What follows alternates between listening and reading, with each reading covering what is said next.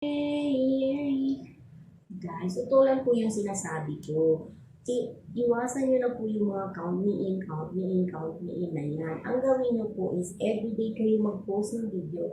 Kasi kapag gusto kayo ng tao, i-follow talaga kayo. Ganun yun.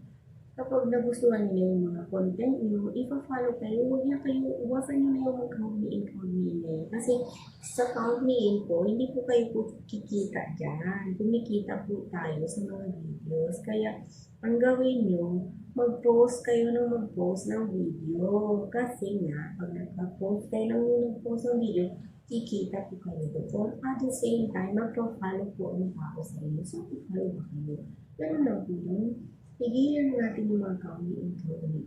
Tapos yung iba nagre-reklamo kasi hindi sila kumikita. Paano po kikita kung hindi mag-post ng video? Paano po kikita kung parating kami in? Wala pong libre, ibig sabihin. Kasi hindi ka bibigyan ng pera. Hello? Kapag hindi ka nagtatrabaho. Alam mo naman babayaran ka sa kakasabit-sabit mo lang ng kami in. Hindi po ganun. Maglakad na lang kayo, wala tayong makakakita ng pera eh.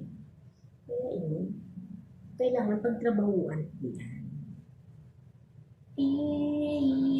Kaya good luck sa inyo. Ang dami kong nakikita ng monetize na ngayon. So, congratulations. Ayan. Happy-go-lucky na. Happy-happy tayo. So, mag-start na po mag-post and post and post and post. Kasi 100% po, kapag napanood nila ang video mo at nakita nila kung maganda ang video na pinost mo, natural magpa-follow sila. Kaya nga meron na hindi na maganda ang mga post nagpa-follow sila. Kagaya sa akin, hindi naman maganda yung mga post ko. Ang post ko, lagi na akong magluluto. Minsan, iba pinapakita ko niluluto. Pero nakikita nila nag-iiwa-iwa kung ano pinagawa ko. Pero hindi ko na pinapakita ito yung niluto ko. Hindi na. Kasi, pag nag-i-edit ako, hindi na kasi ako maano sa pag-i-edit na kagaya ng CapCut.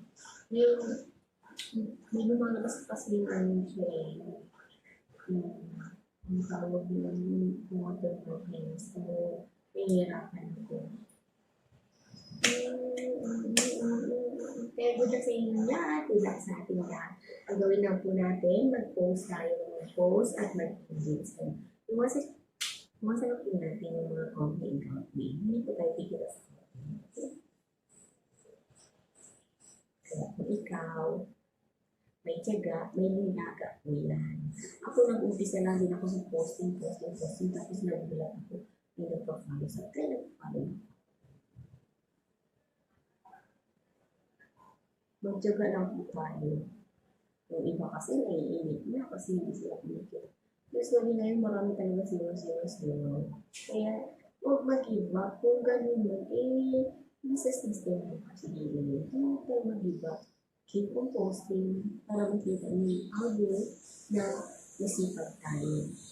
Kapag masipag tayo, may biyaya kung dumarating. Kaya lang po yun. Dahil kapag tayo ay tamad, talagang walang biyaya dumarating sa atin. Kung meron lang kami biyaya, pero hindi natin. Kaya ang gawin natin, magsipag tayo. At di sa pagpas kung gusto niyo kumita.